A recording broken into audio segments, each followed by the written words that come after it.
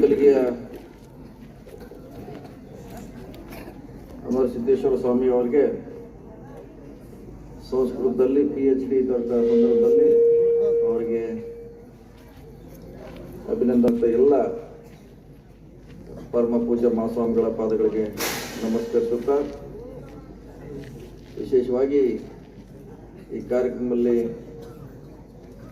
ಭಾಗವಹಿಸಿ ಈ ಸಂತೋಷದಲ್ಲಿ ಭಾಗಿರುವಂಥ ಎಲ್ಲ ಭಕ್ತಾದಿಗಳೇ, ವಿಶೇಷವಾಗಿ ಇವತ್ತು ಅಂಬಿಲಿ ಶ್ರೀಗಳಿಗೆ ಸತತ 5 ವರ್ಷಗಳ ಕಾಲ ಇವತ್ತು ಈಡೇರಿದೆ.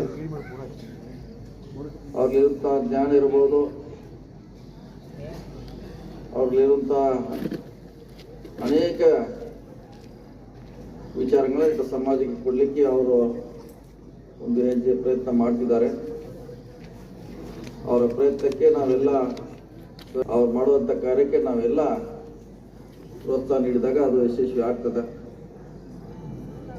ಅವರಲ್ಲಿ ಹಲವಾರು ವಿಚಾರಗಳಿದೆ, ಹೊಸ ಹೊಸ ವಿಚಾರಗಳಿದೆ. ಬಡ ಮಕ್ಕಳಿಗೆ ಶಿಕ್ಷಣ ಕೊಡಬೇಕು, ಸಂಗೀತ ಶಾಲೆ ಪ್ರಾರಂಭ ಕೊಡಬೇಕಂತ ಹಲವಾರು ವಿಚಾರಗಳನ್ನ ಅವ್ರು ಮಾಡಿದ್ರೆ ಅದಕ್ಕೂ ಭಕ್ತಾದಿಗಳು ಯಾವಾಗ ಸಹಕಾರ ಮಾಡ್ತೀರಿ ಅವಾಗ ಯಶಸ್ವಿ ಆಗ್ತೈತೆ. ಆ ನಿಟ್ಟಿನಲ್ಲಿ ನೀವೆಲ್ಲರೂ ಸಹಕಾರ ಮಾಡೋಣ. ಬಹುಶಃ ಅದೊಂದು ವಿಶೇಷವಾದಂಥ ಒಂದು ವಜ್ರಿದ್ದಂಗೆ ನಮ್ಮ ಭಾಗದಲ್ಲಿ, ವಿಶೇಷವಾಗಿ ನಮ್ಮ ಕುಂದನಾಡಿಗೆ ಒಂದು ವಜ್ರಿದ್ದಂಗೆ. ನಾವೆಲ್ಲ ಹಿಂದೆ ಕೊಹಿನೂರು ವಜ್ರ ಬಗ್ಗೆ ಕೇಳ್ತಾ ಇದ್ದೇವೆ, ಅವನ್ನೆಲ್ಲ ಬ್ರಿಟಿಷ್ ಓದಿದಾರಂತ. ಅಂಥ ವಜ್ರ ನಮ್ಮ ಭಾಗದಲ್ಲಿ ಉಳಿದಿದೆ. ಅದನ್ನು ಸರಿಯಾದ ರೀತಿಯಿಂದ ಪ್ರೋತ್ಸಾಹ ಮಾಡಬೇಕು, ಬೆಳೆಸಬೇಕು. ಜ್ಞಾನವನ್ನು ನಮ್ಮ ನಾಡಿಗೆ, ಅದು ಬೆಳಗಾವಿ ಜಿಲ್ಲೆ ಇರ್ಬೋದು ಅಥವಾ ಅಖಂಡ ಕರ್ನಾಟಕಕ್ಕೆ ಅದು ಖಂಡಿತವಾಗಿ ಉಪಯೋಗ ಆಗುವಂಥ ಒಂದು ವಿಶಿಷ್ಟವಾಗಿರುವಂಥ ಪರಮ ಪೂಜ್ಯ ನಮಗೆಲ್ಲ ದೊರೆತಿದ್ದಾರೆ. ಈಗಾಗಲೇ ನಮ್ಮ ಜಿಲ್ಲೆಗೆ ಪ್ರಖ್ಯಾತರಾಗಿದ್ದಾರೆ.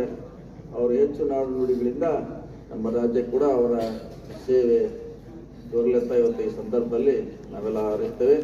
ಅವರ ಕಾರ್ಯಕ್ರಮ ಕೂಡ ನಾವು ಕೂಡ ಅಶೋಕ್ ಅವರು ಇರ್ಬೋದು, ಮಾಂತೇಶ್ ಅವರು ಇರ್ಬೋದು, ಬಾಬಾ ಸಾಹೇಬ್ ಅವರು ಇರ್ಬೋದು, ವೈದ್ಯರು ಕೂಡ ನಾವು ಬರಬೇಕು, ಸ್ವಾಮೀಜಿಯವ್ರು ನಂಬಿದ್ದೀವಿ. ಒಂದು ಜ್ಞಾನ ಏನಿದೆ ಅದು ಇಡೀ ನಾಡಿಗೆ, ಅದು ಪರಿಸರದಲ್ಲಿ ಅದು ಎಲ್ಲರಿಗೆ ಮುಟ್ಟಂತ ಮತ್ತೊಮ್ಮೆ ಹಾರೈಸುತ್ತಾ, ಅವ್ರು ಇನ್ನೂ ಭಾಳಷ್ಟು ಅವರ ಸೇವೆ ನಮ್ಮ ಭಾಗಕ್ಕೆ, ನಮ್ಮ ನಾಡಿಗೆ ತರಲಿ ಅಂತೇಳಿ ನಮ್ಮ ಮಾತು ನಮಸ್ಕಾರ.